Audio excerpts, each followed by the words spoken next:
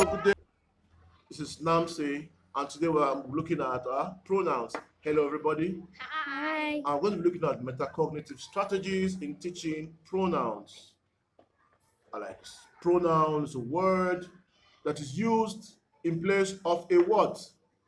A pronoun is a word used in place of a Now. very good, used in place of a noun. People are thinking. So, how can we identify a pronoun? First of all, we have to fit it into a sentence in place He of a noun. Okay. he is a boy. He is a boy. So, what's the pronoun there? He Why is he a pronoun? because How do you know he is a pronoun? Okay, let's remove he from sentence.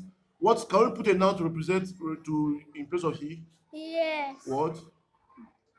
Uh, Hassan. So I can say Hassan is a boy. Hassan is a noun, right?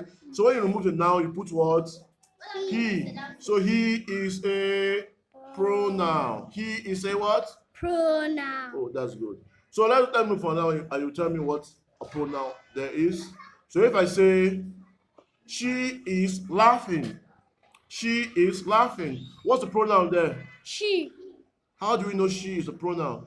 be, because you can remove it and put a name. A name, very good. Because you can remove she and put a name. So I can say Sekina is laughing. I can say the girl is laughing. I can say Mary is laughing. Let's go on now. Let's go a little bit higher now. If I say peace gave the books to them. Peace gave the books to them. What's the pronoun there? Peace gave the books to them. What's the pronoun there? Books. Why is books a pronoun?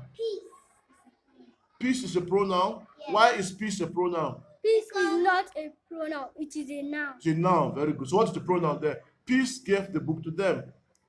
Them. Them. Very good. Now you're thinking. Why is them a pronoun? Because it can be used to say plenty people she gave it to.